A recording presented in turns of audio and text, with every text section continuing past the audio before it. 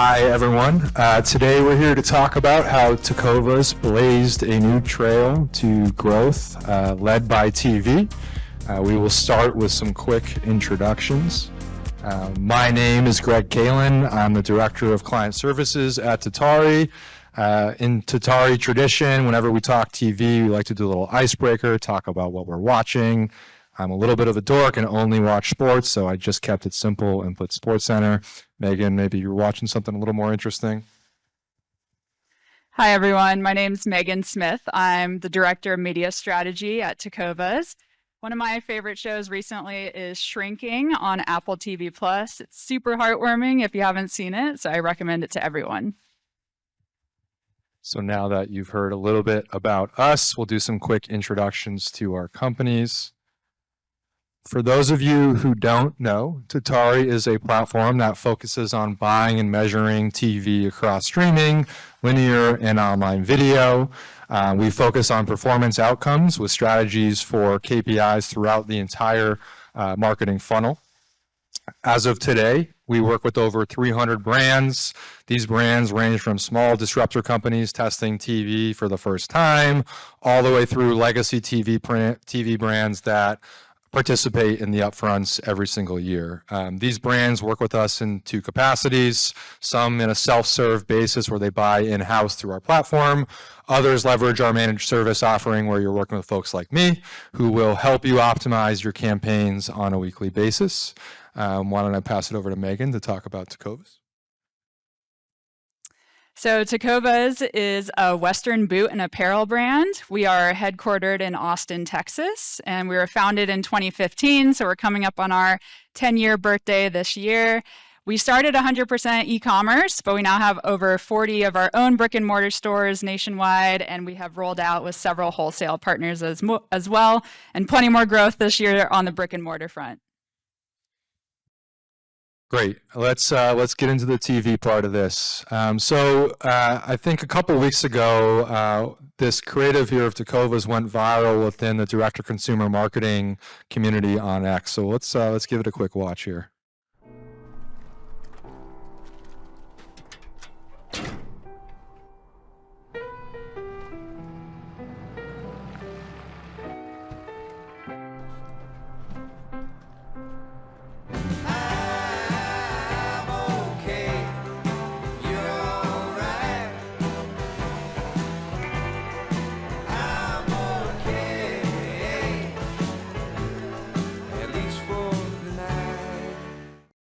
All right, that's a great ad, but it did spark a pretty passionate debate amongst marketers. Some called it the perfect blend of performance and brand. Others said it wasn't performance-driven at all. One person said they didn't see it on any paid marketing. My favorite comment was, all I know is the boots are sold out. So was it performance? Was it brand? Was it growth? Was it something else? Well, we have the perfect person here to talk us through that today. But before we get into that, we're going to go back to the early days of Tecovas TV campaigns so you can really see where things all started. Yeah, so from Tecovas' side, we've loved all the chatter that's come online from that creative and all the questions about whether this is growth marketing, brand marketing, or something in the middle. But for us, it's really the tip of the iceberg for where we've been on this TV journey and really our full funnel creative strategy. So we started like a lot of brands in D2C with kind of what I call the D2C playbook, a lot of lower funnel digital, Meta, Google, and really keeping a very close eye on measurable results there. And so when we were looking for more growth and we were evaluating TV, we really needed to treat it like a performance channel, similar to how we were looking at digital. And so we partnered with Tatari, and we had to go through a test and learn phase. We needed to make sure we were hitting our cost per visit goals for this to be sustainable. We were keeping a close eye on cost per acquisition as well. And when we started out, we were not hitting our CPV goal. That's our primary metric at the time. We were testing on a lot of different networks, a lot of different creatives, and we really had to find our way. But over several weeks, we were able to optimize the plan. We started at over a $4 CPV. We really needed to be under a $2 for us to feel comfortable with this channel amidst our other digital channels. And we were able to optimize our way and cut that CPV in half for this to be sustainable. And from there, we've had TV on as an always-on strategy for the most part, alongside our other digital channels driving our full funnel.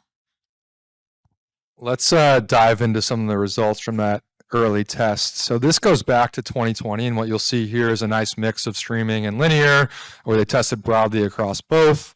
You'll see some of those networks or publishers did achieve their CPV target, while others did not. The ones that did, we were able to optimize on even further, and ultimately some of these networks today still exist as part of your core TV portfolio. So I'm going to let you take us through a little bit more about how that's evolved here. Yeah, I love this slide, and you're right. A lot of those networks are still part of our core mix today. But when we started in the early 2020s, you can see we had to be very conservative in how we were buying TV. We needed to make sure we were hitting those CPV goals. If we were testing, it was on very low cost, very low risk opportunities, and really making sure we had a core performing mix to keep those measurable results going. But in partnership with Tatari, we were able to start dipping our toe into more high-profile premium opportunities. Yellowstone was a big part of that journey over the last few years. And you can see as we get into 2023 and onward, it's really just a linear journey of us diving more into this reach and frequency, brand building, more premium opportunity zone of this chart. And this year, we're continuing to take even bigger swings into that area. Awesome. And obviously we love seeing successful TV campaigns, but it wasn't always smooth sailing for you guys. I know you had to do some internal convincing and persuading. There was, which a lot of marketers can probably relate to, some internal buy-in you had to get here. So you did something pretty bold, and I want you to take everyone through that thought process here. Yes, so as we were looking at 2024 planning, there were just a lot of questions that were swirling internally, somewhat on our leadership team as well, just about the role of TV in our mix. There were questions about the true impact of TV on our business. Some thought that TV was very expensive, it's old school, who is even watching TV anymore with all the cord cutting conversation that's happening right now. And so I was able to partner with another marketing leader on a pretty bold experiment of just turning off TV from our mix to start 2024. And we saw an impact pretty immediately. We saw a double-digit dip in e-com traffic, especially in direct and organic, within a few weeks. Interestingly, again, with our omnichannel retail impact, our foot traffic in retail had a very similar dive, double-digit declines in retail foot traffic in January of 2024. And you would think that even with maybe a more upper funnel channel like TV being off, we could still spend into our lower funnel channels and make up for that. That was not the case. Those channels were performing much softer, and we were not able to really spend into that lower funnel Google or Meta because we were not hitting our ROAS goals. We also notably did not change anything significant aside from turning off TV in our mix. So it was a very clear story when we were looking at the end of January at these metrics that TV played a very important role in our overall marketing mix and in our marketing engine. Okay, quick pass back here. So you eventually convinced everyone to turn TV back on. Just trying to get the slides to... why don't you take us through the results that you saw and the impact of that? Yes, so we were very quick to try and get TV back on in the middle of Q1 last year, and the pendulum really swung the other direction. By the end of Q1, we had brought our web visits back to baseline, again, that double-digit back up to where we were and starting to grow again. Our retail foot traffic had recovered, and we were able to spend into our lower funnel channels again. And more than anything, we had demonstrated very clearly in a very bold way, maybe not recommended to my friends here, but that TV was a crucial part of our marketing mix. We needed it in our mix to keep driving the entire funnel. And now TV is really top of the list if we have incremental funds or additional budget to continue leaning into to drive our whole funnel. Awesome. And obviously Tatari played a huge role in that for you, not just in evaluating the overall impact of the channel itself, but also understanding the intra-campaign decisions at an incremental level. So incrementally, what's driving more conversions between this creative or that creative, or this network versus that network.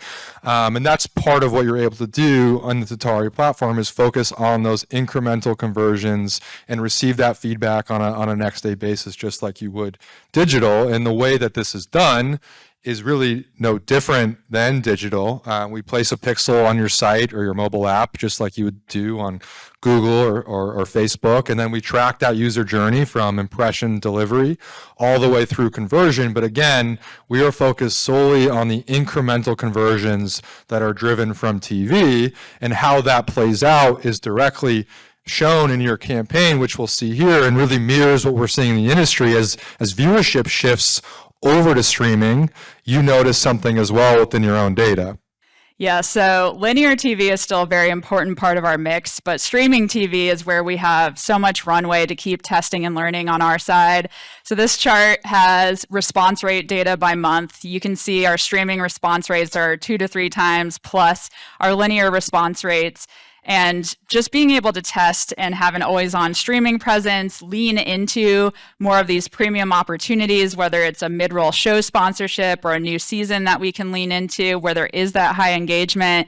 And then again, as the landscape has been shifting, as Greg said, there's more and more live events coming to streaming, and we've been able to dip our toe in the water with Netflix and WWE Raw, their NFL Christmas Day programming, where we had a spot around that, and we look forward to some additional testing on Prime with some NASCAR opportunities this quarter. So we're really trying to capitalize on that perfect blend of the scale and engagement of this live event that has now come to streaming and allows for more of that targeting and increased measurement capability. And again, you guys didn't go into this blind. This wasn't old school, buy against an audience, hope it works TV buying. You had some real data that you were able to tap into and inform those decisions. One of those key examples being the World Series last fall. If you could take the crowd through the impact Tecovas saw at the time that spot ran. Yeah, so everything still needs to be accountable, even as we're going after these mass reach opportunities.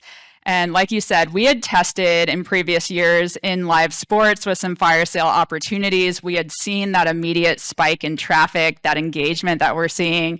So last year, as we were coming into Q4, iconic matchup between LA and New York, coming into the final game that we thought at the time of the World Series, and being able to capitalize and pull the trigger on a very deep discount on an incredibly high engagement opportunity. We'd also had some brand new creatives we'd launched into market, and those were performing well. So we were really proud of what we were putting out there on this mass stage. So the stars really aligned. This over 32,000 incremental visit lift for this one spot. It was our top airing for the year and really kicked off with strong momentum, a really strong quarter for us. People at Tatari still talk about this spot and the performance. Of course, this wasn't the only thing that worked for you. Sometimes it's just the right place, right time, right moment, and everything aligns perfectly. Here we have a college football game, University of Texas, between Texas and Texas A&M, Tecovas, cowboy boots. Why don't you take us through that? Yeah, so we're a Texas-based brand. UT coming into the SEC is a big deal. Our audience loves college football. So again, being able to capitalize on a deep discount on this spot, great for our audience. It was also over Black Friday, Cyber Monday weekend, so one of our biggest times of year for many brands as well. And what's interesting about this is we ran a brand storytelling creative. We did not run a promo-based creative and still saw over 9,000 incremental visits. So we had a promo running, but we were able to drive that response even without pushing this discount in this upper funnel messaging. Of course, it wasn't just live sports that you guys tapped into. You took advantage of a number of other genres. And so if you want to take us through the approach Tecovas had. Yeah, so live sports is always going to be a huge pillar for us. We're continuing to test there as much as we can, but Yellowstone has been a huge part of our premium opportunity journey in TV. There's probably no better fit for a Western boot brand than Yellowstone and the success that's been there. So any of this premium entertainment that fits well with our audience, we are leaning in. The work spot that you saw earlier, we really helped launch that into Landman, which is a perfect content fit that came out in Q4 as well. So we're really looking for these opportunities where there's a ton of engagement on the premium entertainment side as well. News, we actually came back into news from a TV perspective last year. Again, bold move in an election year, but it has been paying out for us, not just in election coverage, but continuing to be in news content on TV. And the web visit spikes are incredible there. So sports is a great pillar, but entertainment and news and diversifying where we're testing in these premium environments are bringing more and more traffic. Okay, and I want to come back to this Yellowstone moment, but before we do that, I want to kind of inform the audience, right? It's often hard to sift through all these inventory options and get tripped over, right? Should I start with linear or streaming, or what should I buy, what genre? But within the Tatari platform, it's made those decisions really easy for you guys because we can tell you what the expected outcomes are going to be. We can tell you what rate we think you should pay to get the right price. We can tell you what the impact of your reach and frequency would be. So through our platform, right, this is sort of automated and those decisions become a lot simpler to make. I do want to come back to the Yellowstone thing, as I mentioned. I'm just going to let you run with this because this is such a huge moment for you guys. Yes, so we really tested our way to success with Yellowstone. We started in seasons 1 and 2 with testing some of the re-air programming, some of the marathons that would run over holiday weekends, saw incredible results, started moving into working on testing in the premieres. So when the engagement was high in the later seasons and there had been this momentum building for the show, and then ultimately negotiating show sponsorships with the Tatari team and Paramount. And in later seasons, these sponsorships consisted of custom content integrations. So beyond just running our commercials and commercial pod time, we were able to leverage the Yellowstone talent, really create these more organic integrations where we could incorporate Tecovas product, brand storytelling, and make it an extension of the Yellowstone story. And so we ran these custom content integrations in commercial time. We saw as strong or stronger response than our own commercials that we had run in prior years, some of which drove over 25,000 incremental web visits and immediate orders coming to our site, as well as an overall halo to our business over the coming weeks. So Yellowstone has been a huge part of our journey. Again, perfect fit for a Western boot brand. But again, we've really evolved how we've leaned into that show over the past few years. And my favorite part about this is it's really the perfect example of how TV with the data-driven approach can really go beyond that 15 or 30-second ad and tell a story really unlike any other channel can do. So with that being said, I know this ultimately left you guys with a huge shift in mindset about how you wanted to use TV going forward last year. And so we've got these charts here that I think the crowd would love for us to hear more about. Yeah, so pretty stark difference in these pie charts. Again, we started the year completely dark on TV. We had turned it off. Quickly got it back on again in Q1, and we went back to what had worked for us previously on our mix. So really a lot of efficiency, a lot of what had been driving that CPV performance for us over the prior years. But again, as we saw our business stabilize with TV and start to grow again, we actually swung the other direction as we got into our key seasonality in the back half of the year. We leaned into premium opportunities. So you can see almost 70% of our spend, and that was 3.5 times our spend from Q1 in the first half and the second half of the year. And that was really leaning into college football, live sports like World Series, Yellowstone, et cetera. So we put our foot on the gas into these premium opportunities. So it was a really big shift from start to finish of the year. And I can say from a business perspective, we ended the year on a very strong note and into this year have been on a very strong trajectory as well. Yeah, and look, I've seen a lot of TV campaigns and why I think you guys utilize it so well. Oh, before we get there, sorry. This goes to show exactly how that strategy came to play out throughout the course of the year as you guys were able to gain more market share and the value of keeping TV on as an evergreen channel. Yeah, so we're still a newcomer in a very established Western category. So for us, top of mind awareness, growing our share of voice, growing our market share is incredibly important. So having TV as an always on channel for us has been very important. We're seeding that awareness throughout the entire year. You can see some of our competitors who are more well established come into play later in the year in fall and winter to capitalize on that TV viewership then. And we lean in then as well, but because we have seeded that awareness, we have that top of mind factor throughout the year, we're able to then collect on the conversions and really lean in later in the year because we've done that legwork throughout the year. So it's been a strategy that's really worked for us as an always on channel in our mix. And you did it all without sacrificing or compromising on performance. So as I meant to say on my last comment slide, I thought we were getting to, one of the reasons you guys are my favorite example of TV campaigns is you really tap into the full potential of that channel.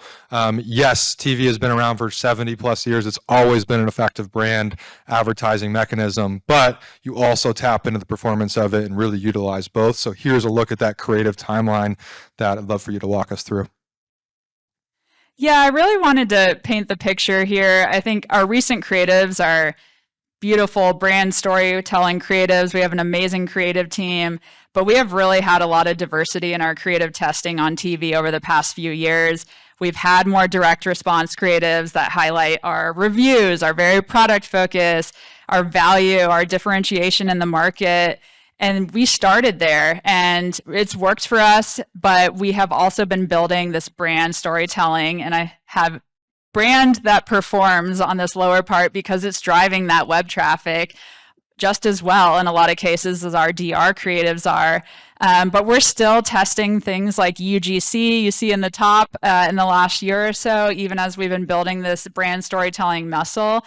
So I think for any brand that's like, I don't have the resources to create those like cinematic creatives to run on TV, you really can start and leverage some of your digital and social assets and migrate that into a TV environment, and it will work for you.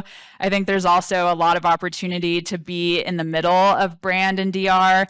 One of our creatives we call Steps. It's a bit of a hybrid. It's 200 steps to make a pair of Tecovas boots, and it's very product focused, but it includes that storytelling as well. So it's really just a picture of how diverse we have been on the creative front, and you don't have to start with this masterpiece of a creative. You can really start with a lot of this more DR focused creative, and it will show that performance and build from there.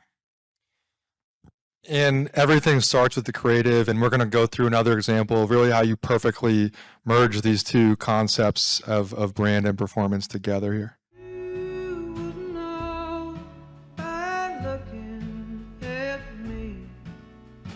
I am a cowboy, my friend. I'm forever out riding on the range of my mind, dreaming away all of my time. So we wanted to show this creative because this was our top spend creative last year. And we launched it in Q4. So we leaned into a lot of these premium opportunities with this spot. But again, that prior slide of make you feel something and make you buy something, this creative did that assignment for us. So it performed pretty in line with our DR creatives tested earlier. As far as response rate, it was our #1 performance on college football, even though we tested various creatives.